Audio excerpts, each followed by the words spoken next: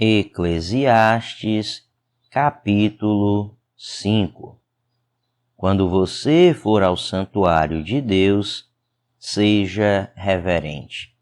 Quem se aproxima para ouvir é melhor do que os tolos que oferecem sacrifício sem saber que estão agindo mal. Não seja precipitado de lábios, nem apressado de coração, para fazer promessas diante de Deus. Deus está nos céus e você está na terra, por isso fale pouco.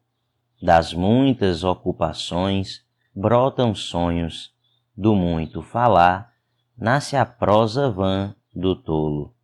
Quando você fizer um voto, cumpra-o sem demora, pois os tolos desagradam a Deus. Cumpra o seu voto.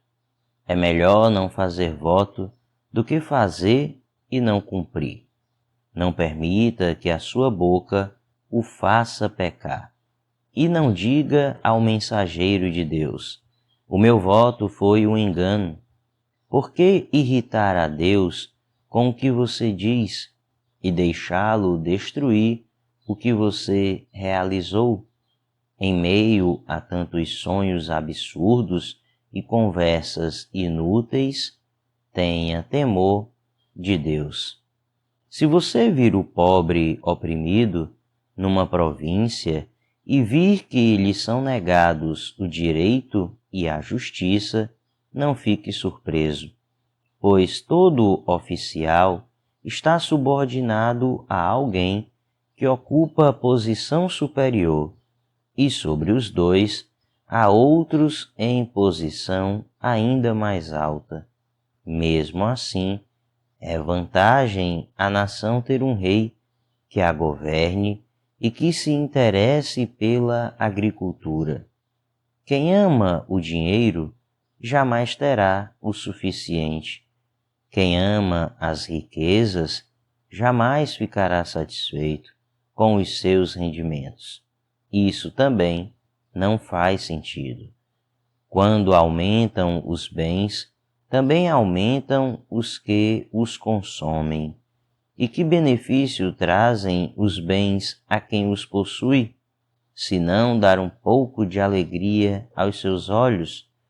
O sono do trabalhador é ameno, quer coma pouco, quer coma muito, mas a fartura de um homem rico não lhe dá tranquilidade para dormir.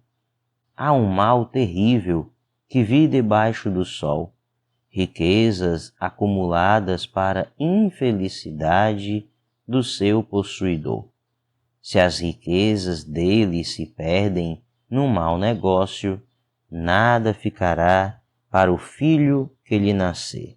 O homem sai nu do ventre de sua mãe, e como vem, assim vai.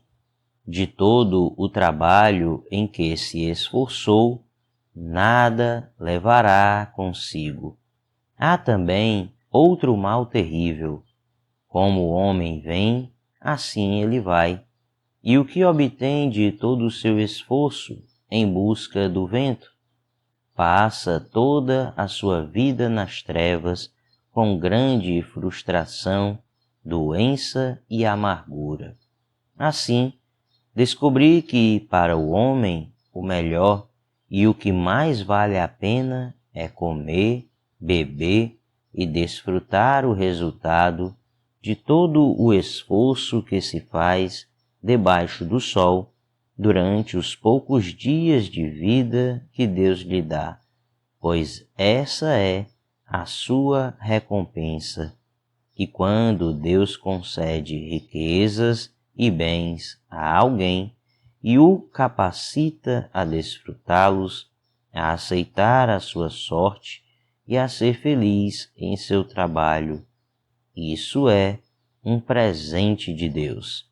Raramente essa pessoa fica pensando na brevidade de sua vida, porque Deus o mantém ocupado com a alegria do coração. Eclesiastes, Capítulo 6. Vi ainda outro mal debaixo do sol, que pesa bastante sobre a humanidade. Deus dá riquezas, bens e honra ao homem, de modo que não lhe falta nada que os seus olhos desejam. Mas Deus não lhe permite desfrutar tais coisas, e outro as desfruta em seu lugar. Isso não faz sentido. É um mal terrível. Um homem pode ter 100 filhos e viver muitos anos. No entanto, se não desfrutar as coisas boas da vida, digo que uma criança que nasce morta e nem ao menos recebe o enterro digno, tem melhor sorte que ele.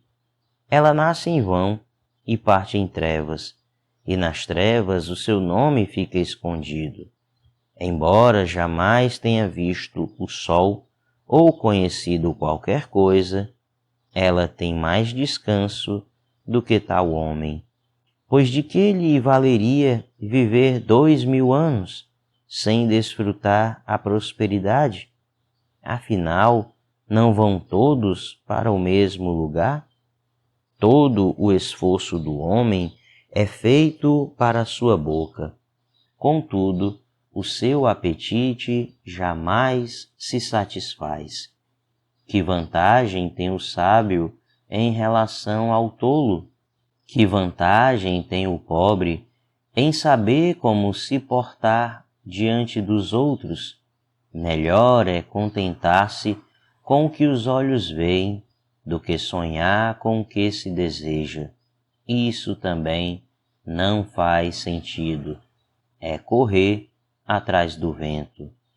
Tudo o que existe já recebeu nome e já se sabe o que o homem é. Não se pode lutar contra alguém mais forte. Quanto mais palavras, mais tolices e sem nenhum proveito. Na verdade, quem sabe o que é bom para o homem, nos poucos dias de sua vida vazia, em que ele passa como uma sombra, quem poderá contar-lhe o que acontecerá debaixo do sol depois que ele partir? Eclesiastes, capítulo 7. O bom nome é melhor do que um perfume finíssimo, e o dia da morte é melhor do que o dia do nascimento. É melhor ir a uma casa onde há luto do que a uma casa em festa, pois a morte é o destino de todos. Os vivos devem levar isso a sério. A tristeza é melhor do que o riso, porque o rosto triste melhora o coração. O coração do sábio está na casa onde há luto, mas o tolo na casa da alegria. É melhor ouvir a repreensão de um sábio do que a canção dos tolos. Tal como o estalo de espinhos debaixo da panela, assim é o riso dos tolos. Isso também não faz sentido. A opressão transforma o sábio em tolo e o suborno corrompe o coração. O fim das coisas é melhor que o seu início, e o paciente é melhor que o orgulhoso. Não permita que a ira domine depressa o seu espírito, pois a ira se aloja no íntimo dos tolos. Não diga, porque os dias do passado foram melhores que os de hoje, pois não é sábio fazer esse tipo de pergunta. A sabedoria, como uma herança, é coisa boa e beneficia aqueles que veem o sol. A sabedoria oferece proteção, como o faz o dinheiro, mas a vantagem do conhecimento é esta: a sabedoria preserva a vida de quem a possui. Considere o que Deus fez Quem pode endireitar o que ele fez torto? Quando os dias forem bons, aproveite-os bem. Mas quando forem ruins, considere: Deus fez tanto um quanto o outro, para evitar que o homem descubra alguma coisa sobre o seu futuro. Nesta vida sem sentido, eu já vi de tudo. Um justo que morreu, apesar da sua injustiça, e o ímpio que teve vida longa, apesar da sua impiedade. Não seja excessivamente justo, nem demasiadamente sábio. Por que destruir a você mesmo? Não seja demasiadamente ímpio e não seja tolo. Por que morrer antes do tempo?